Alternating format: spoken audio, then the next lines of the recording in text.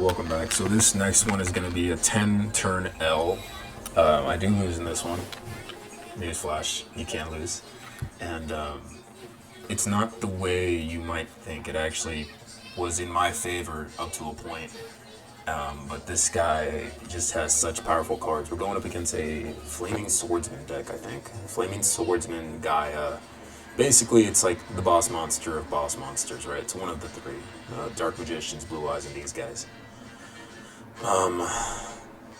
So yeah, I'm kind of just going through my deck, my progressions, the typical, Red Dragon, trying to get to it. It's not that efficient in the sense that it can't do much right from the jump, and you're going to see the difference here. So this guy can start off with like a pretty decent monster, not the strongest monster in the game, but there's really nothing that he has to work up to. This dude is just... Yeah, here we go. So this is when it started hitting me, but I'm like, alright, I don't think I've seen this deck a lot. You see Malice, you see Ryzel, you see, those kinds of Blue Eyes, of course. But this is different for me, right? So I'm like, alright, how am I going to play it? Because I don't know this guy or these cards. So that's why I say that it was close in terms of almost winning this one. Because I eventually do get something out that kind of screws his board up. And he just played around it, and it was a great play by him. I just didn't have, my engines running that well at that point. So he's going through his progressions, he's getting out strong monsters. As you can see, there's not much that he's having to sacrifice, right? So, if you look at my board, I have 1, 2, 3 of the brown cards. The brown cards are like very basic, very, very basic. This dude has one of his brown cards out, but it's a stronger level, right? So, I mean, that helps him out immensely. He has more attack, he has better effects. Then he's got his fusion out. So his board is looking pretty good right now compared to mine. Really good. And now he's going to go into more purple cards, fusion cards. And so I had never seen this card before. This is called the Ultimate Flame Swordsman. You can target one monster your opponent controls, destroy it, and if you do, inflict 500 damage to your opponent. This is a quick effect if this card is equipped with an equipped card. So basically, long story short, this dude is pretty powerful if you don't stop him. So yeah, he's about to go through his progressions, and no matter how I try to go through this, I can't avoid losing my life points to this guy because he's got a really strong card out in his first turn, which is like, good for him, right? Great. So I have 2 cards in my hand right now that are against the meta that I play for, which would be the Red Dragon Archfiend. And these 2 cards are just so far out of left field that this is what carries me into a 10th round with this guy, because it was just board breaking for him, I think, for the most part. And then he plays out of it. So he's doing his thing, and this is the card that I pull out. This is the one that's gonna break his board a little bit. So level 6 or higher special summon monsters on the field can't declare attacks, nor can players activate their effects. So basically, his strong monsters are about to get cooked emotionally, right? They're not going to be able to do anything, but they'll still be out. But they're just ineffective. They don't matter to me, right? So super strong card, Grave of the Super Ancient Organism. I mean, super strong card, and yeah, this dude is shit out of luck. He can't do anything. Now, if I had that card, but I had stronger cards on my field, I'd be screwing myself over. But because it looks like it's not likely that I'd get those strong cards out, I gotta pull it out, right? My life points are like half of his, keep in mind. So just kind of watch how I start playing a new game with him. And I pull out the second most important card now, which is Skull Invitation. Each time a card is sent to the graveyard, inflict 300 damage to its owner for each card sent.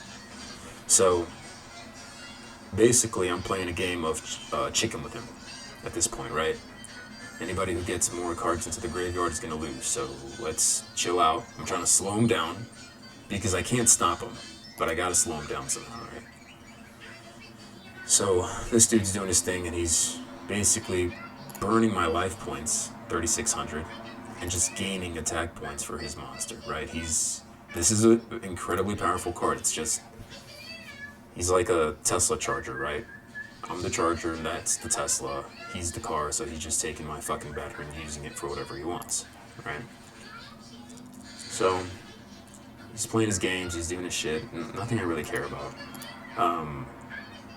He knows he can just burn me with my life points because his cards are just that powerful and strong. And so at this point, he's toying with his food, and I barely made a dent in his life points. But you have to remember, I'm saying that all these cards are extremely powerful whatsoever, no matter what. But there's still only so much you can do, right? So it's like, it's a race till the end at this point. And I was gonna get there first because I was like, dude, there's no way, like, many decks can play against this guy. He's very good setup. I don't think he expected me to last all the way to 10 rounds. Keep in mind, I'm bad at this, man. Like, I just got back in. Trust me.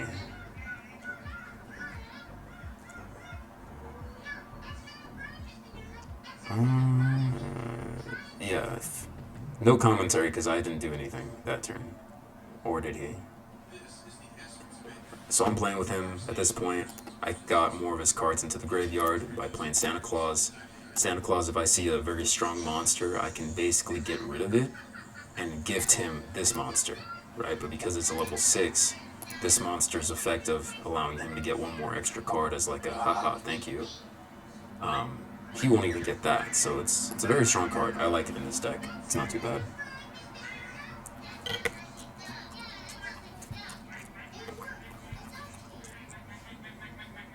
Nothing important, really. Nothing important. But I'm getting his life points down to some degree, right? I mean, that's not great. 62,000 to 23,000, or 2,300, 6,200, 2,300. But, like, still. And this is where he starts to play around what I'm doing to him. And he figures it out. And he did very good. It was a phenomenal move by this guy.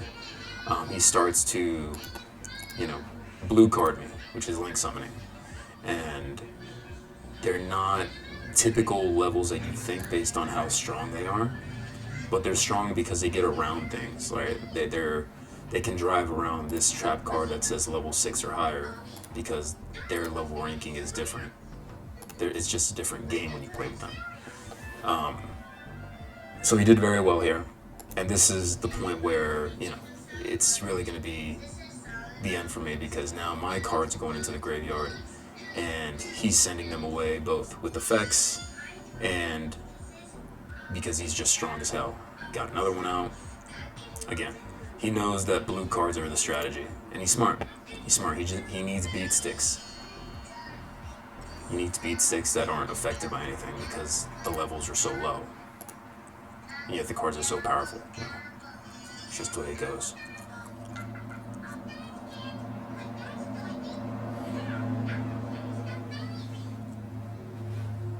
He's playing through it. I'm still trying to get him down to some degree, dude. I'm not going out without a fight.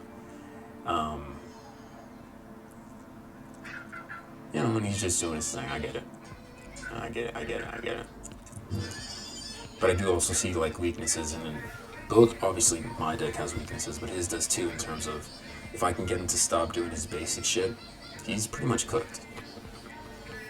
But anyways, that was that duel.